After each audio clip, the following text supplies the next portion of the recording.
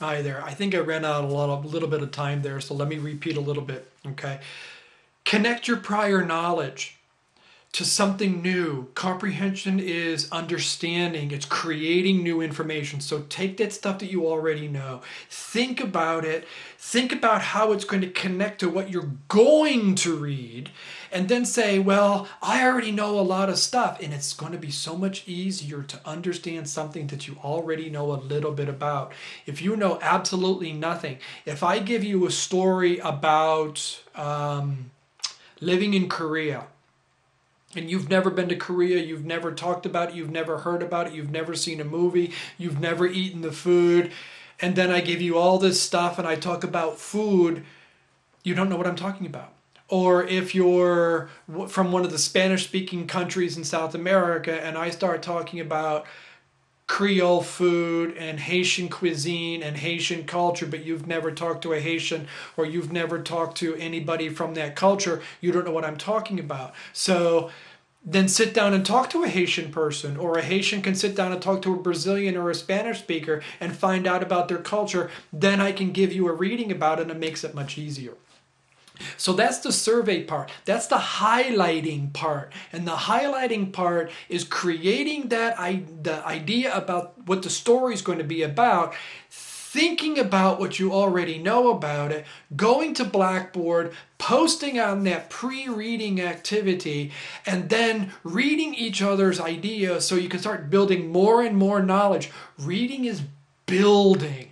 It's not just looking at words. Looking at words is not reading. I can give you a bunch of words and there's no reading to it. Okay, now we're still in the pre-reading process. We're coming to the Q part, question part. So now look at your Ready to Read More book. Look at the first section. And the first section says, who was the oldest living person in history? And it already asked a question. So take out a piece of paper, and what I want you to do, don't read. What I want you to do is write down 3 or 4 questions that you could ask yourself and say, well, who was the oldest living person in history? What kind of information do I think I'm going to learn when I actually read? And if you can create 3, 4, 5 questions, and when you have those questions in your head and you say to yourself, when I read this, I'm going to go looking for those answers. When you have a goal to work for, when you have a purpose to read, it makes it much easier. If you have something to go looking for, then when you find it, you feel success. So if you say, well, what was her name?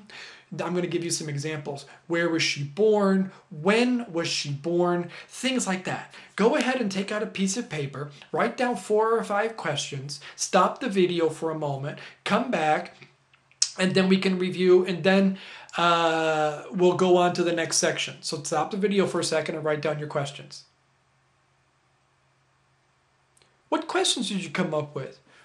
What was her name? Where was she born? When was she born? Well, what about when did she die? Did you come up with that question? What about how long did she live? What was her age when she died? Where did she die? Was she married? If she was married, what was her husband's name? Did she have children? How many children did she have? What about grandchildren? Things like that. Those are types of questions. Now do the same thing for lifetime of memories. Well, memories. Think about her. What kind of memories? She lived for 122 years. What kind of memories do you think she had? Make a list of 5 or 6 questions that you think you could come up with. When you get done with that, go to the next section where it says making records. Make a list of 3, 4 questions. It doesn't matter if it's 3 or 4, but have a few questions on your page so you have something to work with when you do your reading. So go ahead and do that with each of the sections. Who's the oldest living person? Lifetime of memories, making records, secret to longevity, and then those are going to be your questions. So you've completed the S part, the surveying with the highlighting in your prior knowledge, and the Q part for your questions. Finish that up and let's go to the next part for the reading process in the next instructional video.